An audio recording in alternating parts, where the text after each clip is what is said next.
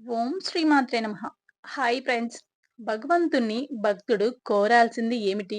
భగవంతుడు భక్తుల పాలిట కల్పవృక్షము, కామధేనువు, కోరిన కోరికలను తీర్చే కొంగు బంగారము. అలాంటి భగవంతుణ్ణి అడగవలసినవి, అడగకూడనివి ఏమిటి? అడగవలసినవి అడగకుండా తుచ్చమైన, ప్రాపంచికమైన, అశాశ్వతమైన కోరికలను కోరుకోవడం దురదృష్టకరం. ఒక్క నమస్కారం భక్తిపూర్వకంగా, మనస్ఫూర్తిగా, నిష్కల్మమ హృదయంతో చేయగానే భగవంతుడు వీడు నాకు నమస్కరించాడు, వీడు కోరుకునే కోరిక తీర్చాల్సిందే అని నిర్ణయించుకుంటాడట. అంత దయాసాగరుడు, కరుణామయుడు అలాంటి పరమేశ్వరుణ్ణి మనం ఏం కోరుకోవాలో, ఈ జన్మని ఎలా సార్థకం చేసుకోవాలో తెలుసుకుందాం రండి.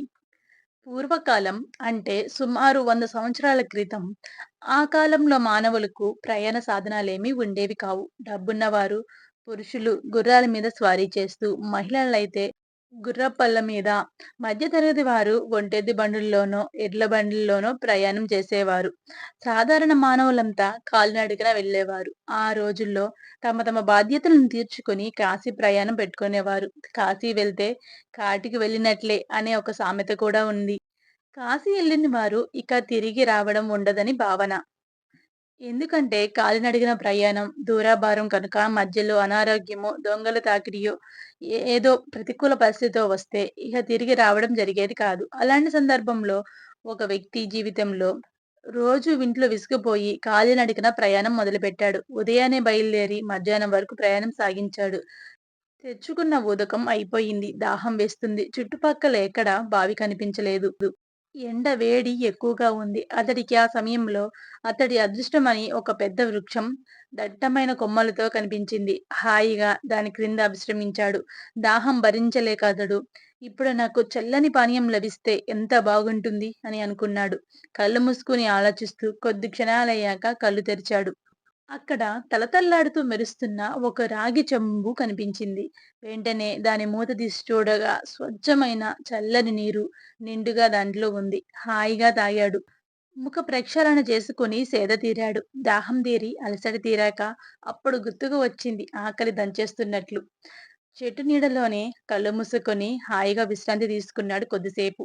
ఇక ఆకలి భరించలేక ఈ పానీయం వచ్చినట్లే మంచి ఆహారం లభిస్తే ఎంత బాగుంటుందో అనుకున్నాడు. కొద్దిసేపటికి కళ్ళు తెరిచి చూడగానే అక్కడ ఒక భోజనం పీట మీద విశాలమైన పచ్చని అరిటాకులు, వివిధ రకాల భోజన పదార్థాలు, తీపి వస్తువులతో సహా వడ్డించి ఉండడం చూసి, ఆహా! ఎవరో పుణ్యాత్ములు నా ఆకలి గ్రహించి ఆహారం ఇక్కడ ఉంచిపోయారు అని భావించి హాయిగా కడుపారా అన్నీ తిన్నాడు. అన్నదాత సుఖీభవ అని కూడా చెప్పాడు. కమ్మని భోజనం, తీపి వంటలతో సహా కడుపు నిండా తినేసరికి అతడికి ఆయాసం వచ్చింది. కొద్దిసేపు విశ్రమించి ఆ తర్వాత ప్రయాణం సాగించవచ్చు. అయితే ఇక్కడ పడుకోవడానికి ఏమీ లేవే. ఒక మంచి మంచము, మెత్తని పరుపు, తలగడతో సహా ఉంటే ఎంత హాయిగా నిద్రపోవచ్చో అనుకున్నాడు. వెంటనే అతడు కోరిన విధంగా మంచి మంచం, పరుపు వచ్చేశాయి. దాంతో మహదానందంగా అక్కడ పడుకున్నాడు. అబ్బా! ఉదయం నుంచి కనీసం 6 గంటలు, సుమారుగా 20 మైళ్ళు నడిచాను.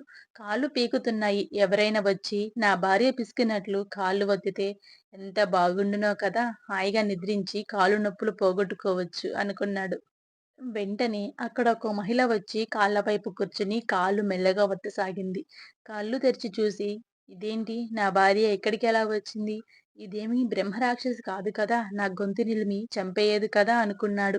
వెంటనే ఆ మహిళ బ్రహ్మరాక్షసిగా మారి అతడి గొంతు నిలిమి చంపేసిందట. అతడు కూర్చున్న వృక్షం కల్పవృక్షం. ఏమి కోరితే అదంతా ఇచ్చేస్తుంది. మన కల్పవృక్షం వంటి భగవంతుని ఇలా అనవసరమైన, వ్యర్థమైన కోరికలు కోరుకుంటూ ఆయన మనకిచ్చిన అవకాశాన్ని వృధా చేసుకుంటున్నాం. మన జీవితాలను వృధాపరుచుకుంటూ, దుర్వినియోగం చేసుకుంటూ ఇంకా దుఃఖిస్తూనే ఉన్నాం.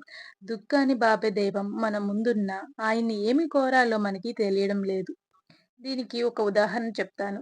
పూర్వం ఒక మహారాజుకు నలుగురు భార్యలుండేవారట. ఆ నలుగురు భార్యలతో మహారాజు చాలా చాకచక్యంగా జీవనం సాగిస్తున్నాడు. ఒకానొక సందర్భంలో ఆయన సముద్రానికి ఆవల తీరాన దూరంగా ఉన్న ఒక రాజ్యానికి ఆయన మిత్రుడిని కలుసుకునేందుకు వెళ్ళాల్సి వచ్చిందట. సుమారుగా 3 మాసాలు రాజ్యాన్ని, ప్రియమైన నలుగురు భార్యలను వదిలి ఉండవలసి రావడం ఆయన్ను ఎంతగానో బాధపెట్టిందట. బయలుదేరే ముందు మంత్రులకు రాజ్య బాధ్యతలు అప్పగించి పట్టపు రాణిని రాజ వ్యవహారాలు చూసుకోమని చెప్పాడట. నలుగురు భార్యలను వారి వారి కోరికలు తెలుసుకుందామని వచ్చేటప్పుడు అక్కడ వారి కోసం ఏవైనా తీసుకొద్దామని భావించి ముందుగా ముద్దుల నాలుగో భార్య దగ్గరికి వెళ్ళాడట. ప్రియా, నేను కొద్ది మాసాలు నీకు దూరంగా ఉంటాను కదా!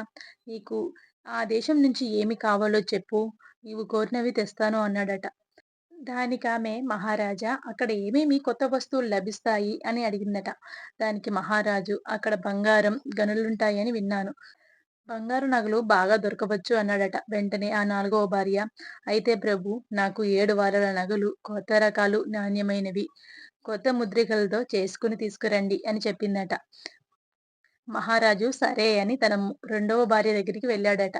రాణి, మీకు విదేశాల నుండి ఏమి కావాలి అని అడిగాడట. అందుకు ఆమె, ప్రభు, అక్కడ భిన్నంగా కొత్తగా ఏముంటాయి అని అడిగిందట. దానికి మహారాజు తెలివైనవాడు కనుక ఆమెకు బంగారం గురించి చెప్తే మళ్ళీ కీచులాట్లు వస్తాయని భావించి, అక్కడ పత్తి బాగా పండుతుందని నాణ్యమైన నేతకారులున్నారని విన్నాను అని చెప్పాడట.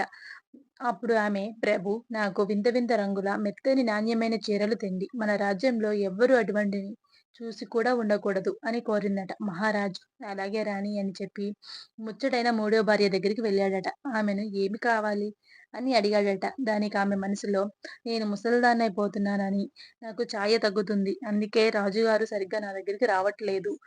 అందుకు తగ్గట్టు నేనేమన్నా కోరుకోవాలని అనుకుందట. మహారాజా, ఇక్కడ లభించనివి అక్కడ మాత్రమే లభించేవి ఏమైనా అక్కడ కొత్తగా ఉన్నాయా అని మహారాణి అడిగిందట.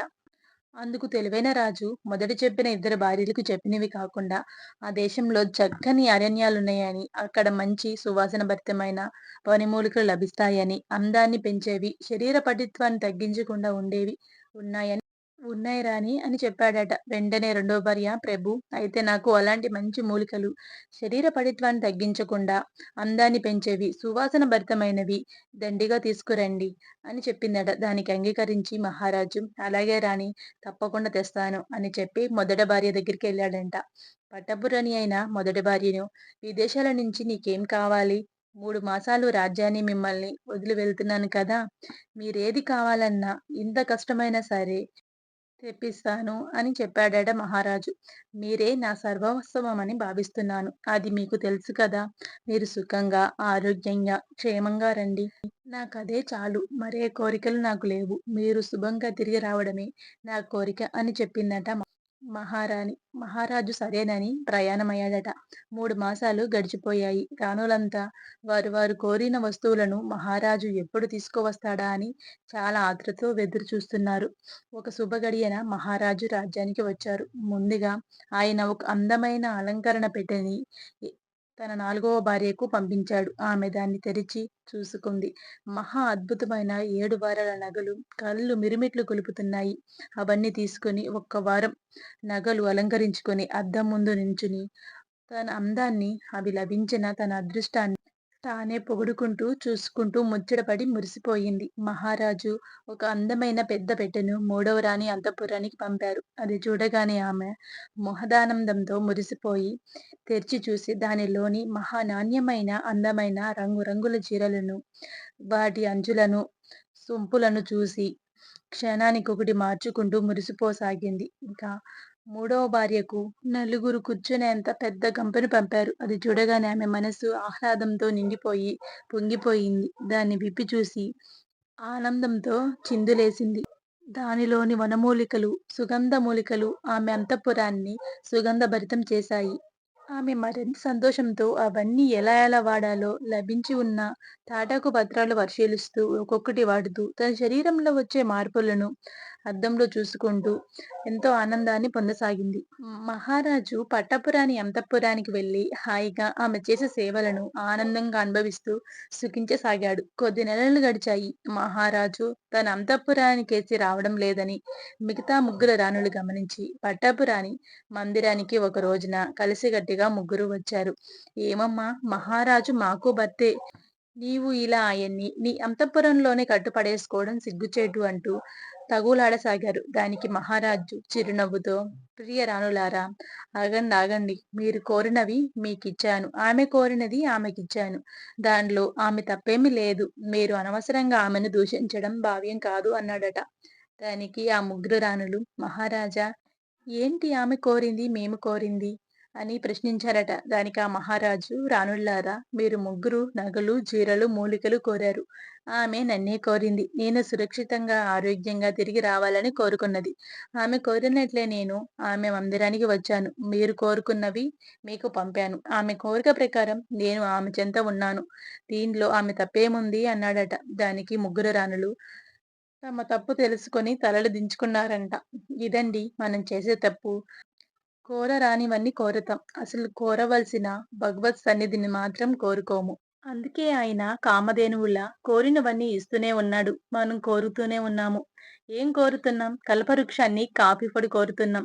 ఇదా మనం కోరాల్సింది? క్షణ ఆనందం కోసం అశాశ్వతమైన కోరికలతో మనల్ని మనమే మోసం చేసుకుంటున్నాం.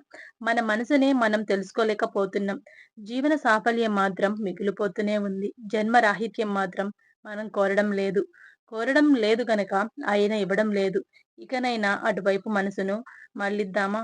కోరవలసిన దానిని భగవంతుణ్ణి కోరుకుందామా? ఈ వీడియో గనుక మీకు నచ్చినట్లయితే లైక్ చేయండి, షేర్ చేయండి. మరికొన్ని వీడియోస్ కోసం మన ఛానెల్‌ని సబ్స్క్రైబ్ చేసుకోవడం మాత్రం మర్చిపోకండి. Thank you for watching.